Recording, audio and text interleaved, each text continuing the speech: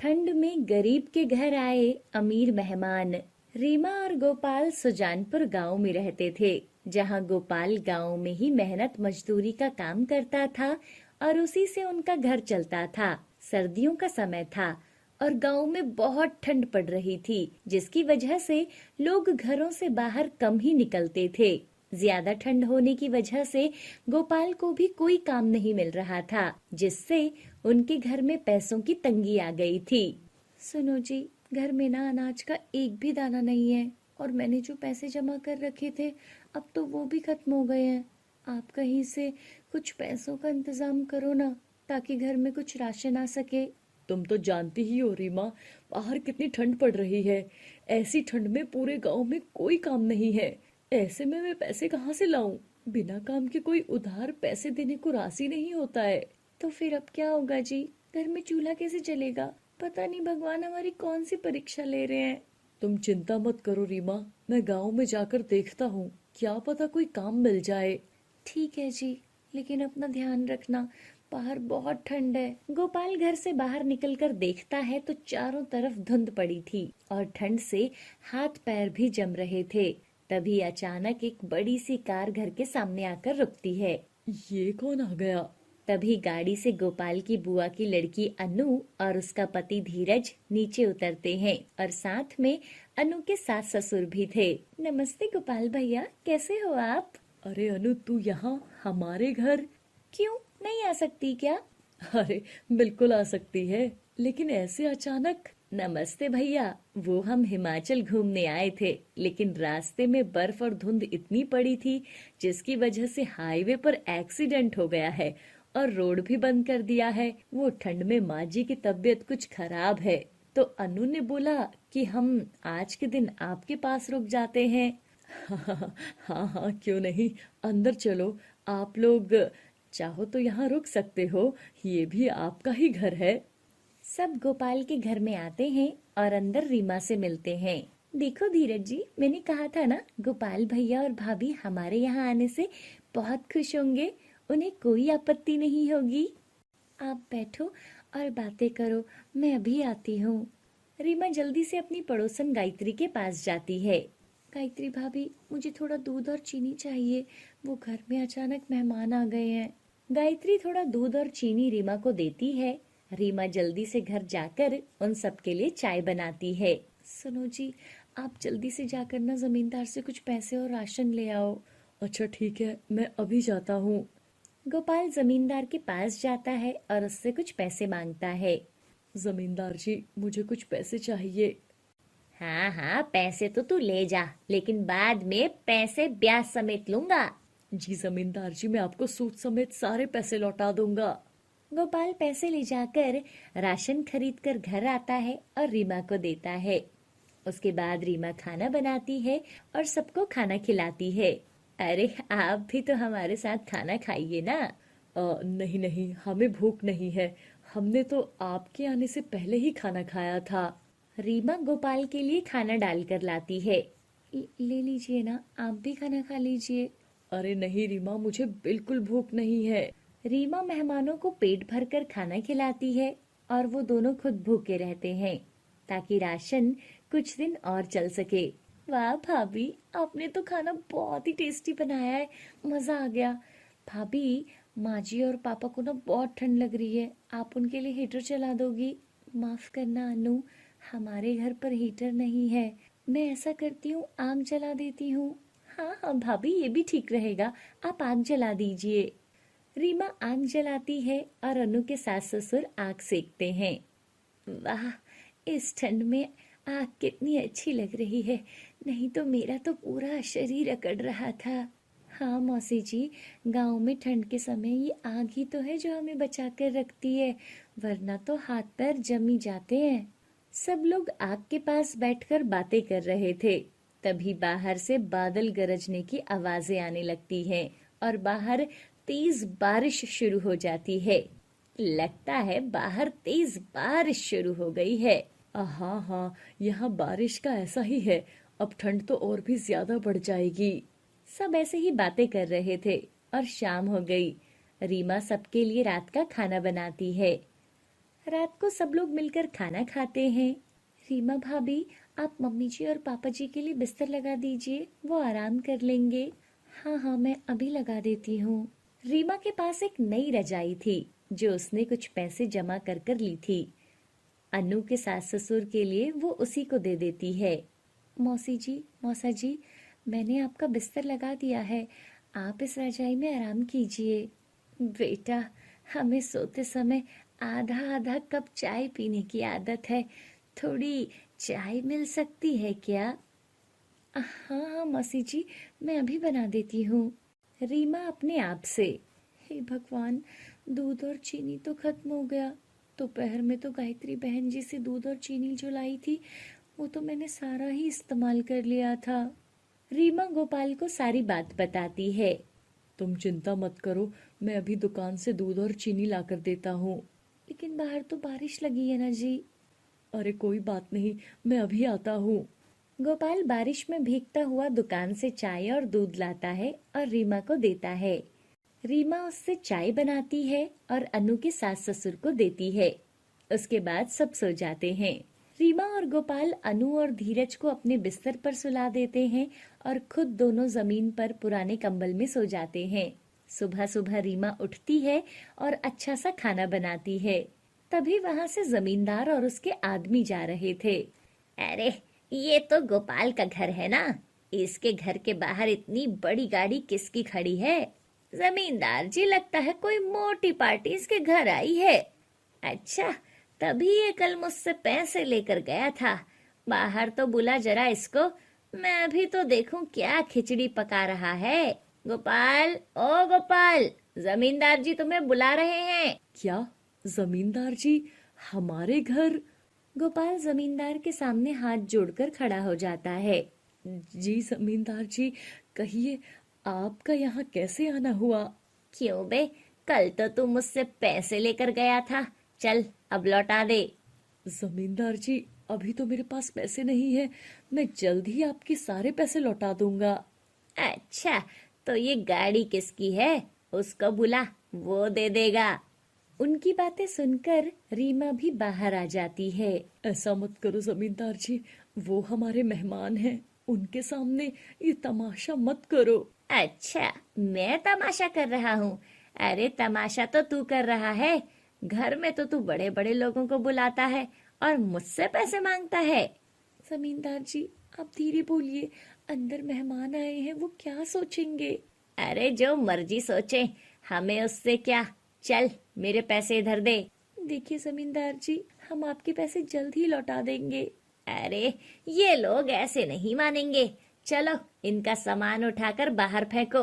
तभी अनु और उसका पति धीरज भी बाहर आते हैं और उनकी सारी बातें सुन लेते हैं। रुको, सामान को हाथ मत लगाना।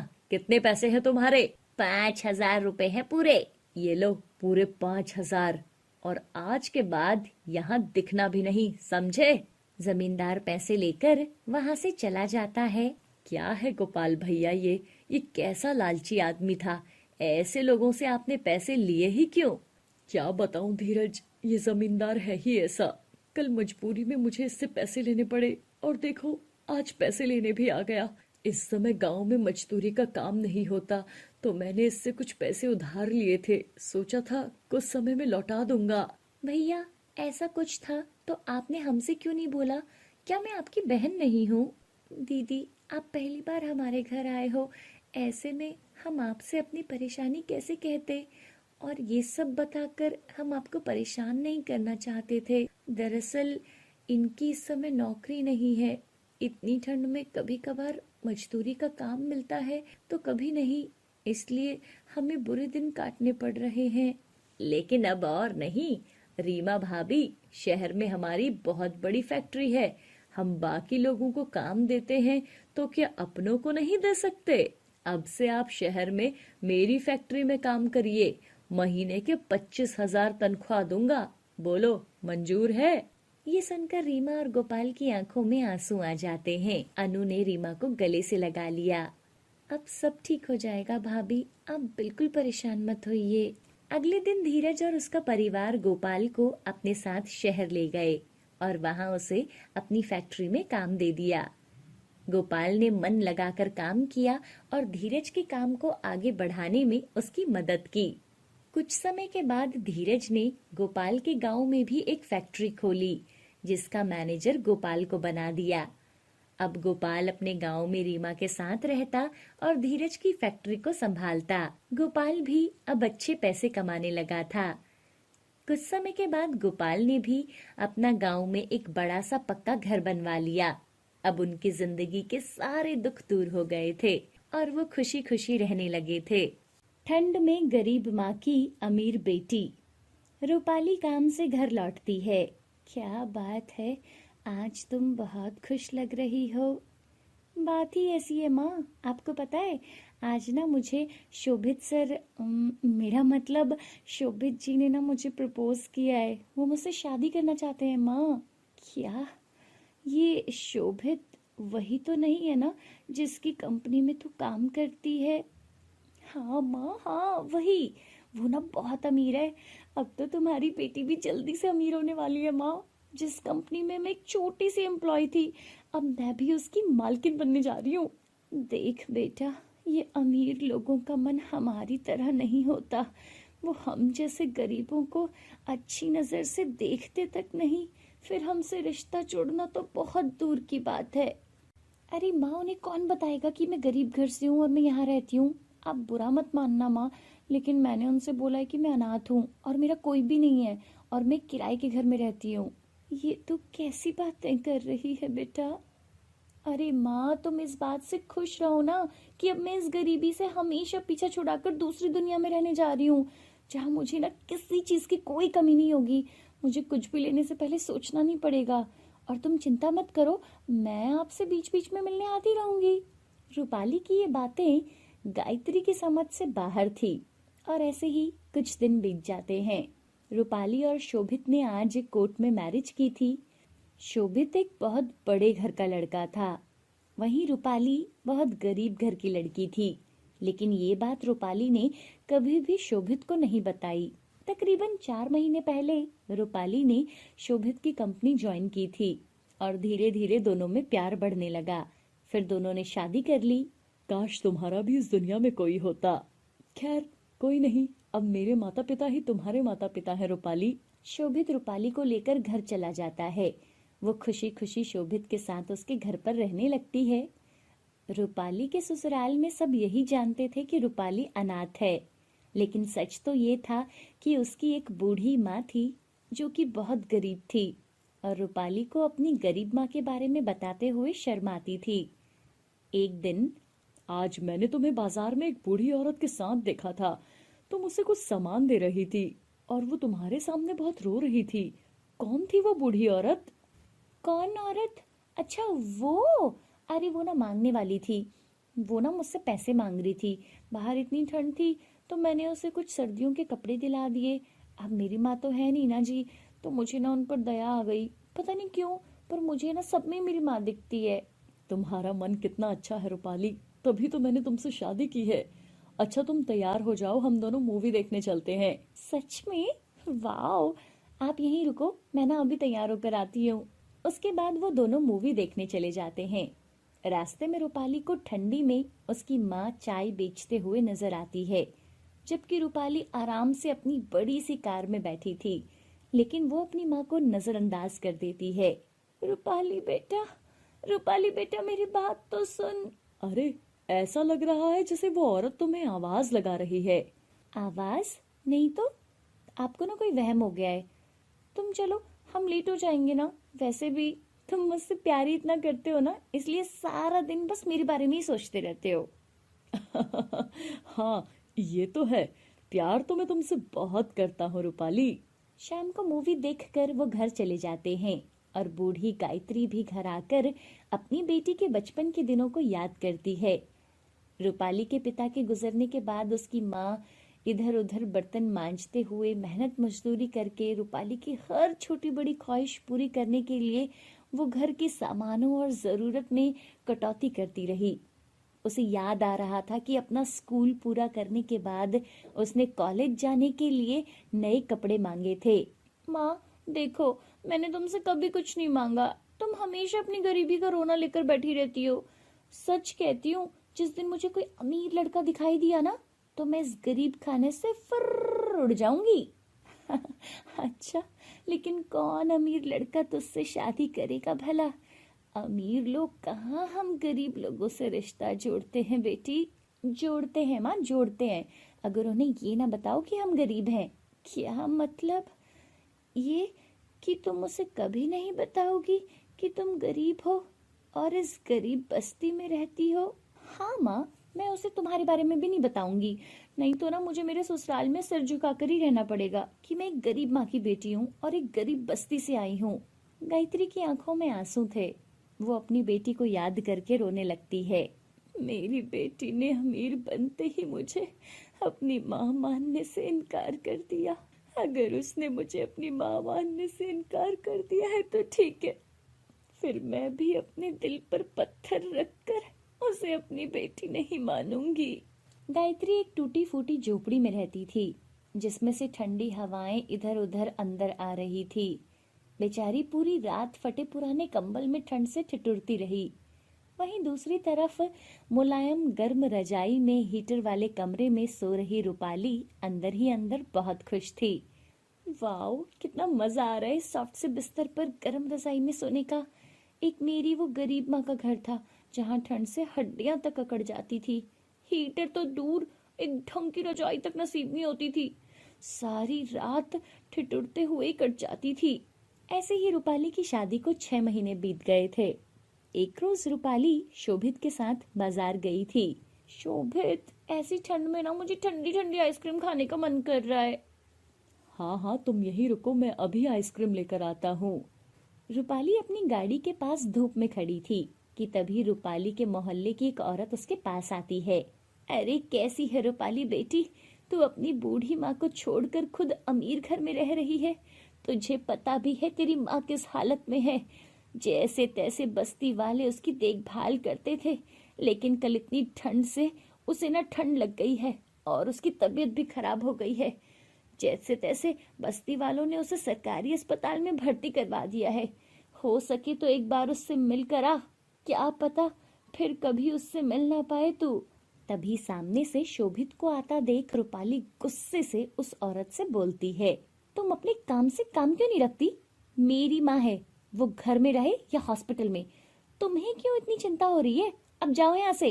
अरे कैसी डायन है तू। और वो औरत गुस्से से वहां से चली जाती है। कौन थी वो औरत रूपाली? अरे वही मांगने वाली, और कौन। लेकिन इस बार शोभित उसकी बातों में बिल्कुल यकीन नहीं करता, क्योंकि उस औरत ने ठीक ठाक कपड़े पहने हुए थे। फिर वो बहाना बनाते हुए रूपाली से कहता है, रूपाली, वो मुझे एक अर्जेंट काम याद आ गया है। तुम ऐसा करो, टैक्सी लेकर घर चली जाओ, मैं अपना काम निपटा कर आता हूँ। अच्छा ठीक है, सुनो ना, जल्दी घर आना, ठीक है। रूपाली के जाते ही शोभित जल्दी से उस औरत की ओर भागता है और उससे जाकर पूछता है, सुनिए, कुछ देर पहले आप उस रूपाली से बात कर रही थी, क्या आप उसे जानती हैं? अरे ना मत लो उस कलमुही का, बहुत खराब लड़की है वो। उसके बचपन में मैंने कितनी बार उसे खिलाया पिलाया था, लेकिन अब तो वो मुझे पहचानने से मना कर रही है। अरे मेरी तो छोड़ो, अपनी माँ तक को पहचानने से मना कर रही है। हाँ, नहीं नहीं नहीं, आपको कोई गलतफहमी हुई है, क्योंकि रूपाली का तो इस दुनिया में कोई नहीं है। वो बेचारी तो अनाथ है और मैं उसका पति हूँ। अरे तुम्हारी बातों से तो लग रहा है उसने तुम्हें भी कुछ नहीं बताया। अरे ये लड़की बहुत झूठी है। उसकी एक बूढ़ी माँ कब से अस्पताल में पड़ी है, लेकिन मजाल है इसकी जो वो अपनी माँ को देखने अस्पताल चली जाए। ये सुनकर शोभित के पैरों तले जमीन खिसक जाती है। वो उस औरत से रिक्वेस्ट करके रूपाली की माँ के पास ले जाने के लिए कहता है। देखिए, प्लीज मना मत करना, आप मुझे उनसे मिलवाने ले चलिए। आशा उसके साथ जाने के लिए हाँ कर देती है। शोभित अपनी गाड़ी में उसे अस्पताल लेकर पहुंचता है, जहां गायत्री अस्पताल में पड़ी थी। कैसी है माँ जी आप? कौन हो बेटा तुम, और मेरी बेटी को क्या तुम जानते हो? उससे कहो ना अपनी मरती हुई माँ से एक बार मिलने आ जाए। आप ऐसी बातें मत करिए माँ जी, आपको कुछ नहीं होगा। मैं अभी आपको बड़े से प्राइवेट अस्पताल में लेकर जाता हूँ। लेकिन तुम कौन हो बेटा? माँ जी, मैं आपका ही बेटा हूँ, आप जल्द ही ठीक हो जाओगी। शोभित गायत्री को एक बड़े से अस्पताल में लेकर जाता है, जहाँ उसका खूब ख्याल रखा जाता है और उसका इलाज होता है। धीरे धीरे वो पूरी तरह से स्वस्थ हो जाती है और इधर शोभित अब रूपाली से कटा कटा सा रहने लगा। वो उससे ठीक से बात तक नहीं करता था। अपने पति का ऐसा रवैया देखकर रूपाली बहुत परेशान थी। शोभित, आजकल तुम मुझसे इतना दूर दूर क्यों रहते हो? कहीं तुम्हें कोई और तो पसंद नहीं आ गई? सच कहूँ तो मेरा अब तुमसे बात करने तक का मन नहीं करता रूपाली। लेकिन क्यों? क्योंकि बहुत सी ऐसी बातें हैं जो तुमने मुझसे छुपाई हैं। पर कौन सी बातें? क्या तुम्हारा कोई रिश्तेदार नहीं है? हे भगवान, मैं तुमसे कितनी बार कह चुकी हूँ कि मेरे इस दुनिया में कोई नहीं है। ओह, अच्छा ठीक है। अच्छा सुनो, आज मेरे एक स्पेशल गेस्ट आ रहे हैं तुमसे और मम्मी पापा से मिलने, तो तुम अच्छा सा खाना बनाकर तैयार रखना। ऐसा बोलकर शोभित अपने कमरे से बाहर चला जाता है। सुनो तो, कौन आ रहा है? मेरी बात तो सुनो। शोभित बिना कुछ बोले चुपचाप वहां से चला जाता है। शाम को रूपाली तरह तरह की सब्जियां बनाकर तैयार कर लेती है। लगता है शोभित जी के ना कोई बड़े से क्लाइंट आ रहे होंगे। ऐसा करती हूँ, थोड़ा मीठा भी बना लेती हूँ। रूपाली खाने में मटर पनीर, फ्राई गोभी, रायता, सोया चाप, खीर और कई तरह के पकवान बनाकर तैयार कर लेती है। बहू, सारी तैयारियां हो गई ना? जी माँ जी, सब कुछ हो गया है। जाओ, अब तुम भी जाकर तैयार हो जाओ। कुछ देर के बाद शोभित घर आता है। क्या हुआ शोभित, तुम्हारे गेस्ट कहाँ हैं? बस आ गए माँ। माँ जी, अंदर आइए ना। अपने सामने गायत्री को देख रूपाली हैरान रह जाती है। माँ? क्या क्या कहा तुमने रूपाली? तुम तो इन्हें जानती तक नहीं ना, तो कम से कम अपनी माँ को तो पहचान सकती हो ना तुम हमारी सेवा इसलिए करती रही क्योंकि हमारे पास पैसा है, लेकिन जिसने तुम्हें जन्म दिया उसी को तुमने इस दुनिया में अकेले मरने के लिए छोड़ दिया। अरे, तुमने हम सबसे ये सच छुपाया। वो तो शुक्र है शोभित को तुम्हारी सच्चाई पता चल गई और उसने तुम्हारी माँ को मरने से बचा लिया। मुझे माफ कर दीजिए माँ। आप सब लोग मुझे माफ कर दीजिए। मुझे लगा मेरी गरीबी का पता चलते ही शोभित मुझे कहीं छोड़ ना दे। माफी तो तुम्हें अपनी माँ के पैरों को पकड़ कर मांगनी चाहिए रूपाली, जिन्होंने पूरी उम्र खुद कष्ट भोग कर तुम्हें पाला पोसा और इतना बड़ा किया। मुझे माफ कर दो माँ। मुझे माफ कर दो प्लीज। रूपाली की खुशी के लिए उसकी माँ उसे माफ कर देती है। फिर शोभित और उसके घर वालों के कहने पर गायत्री भी उनके साथ रहने लगी थी।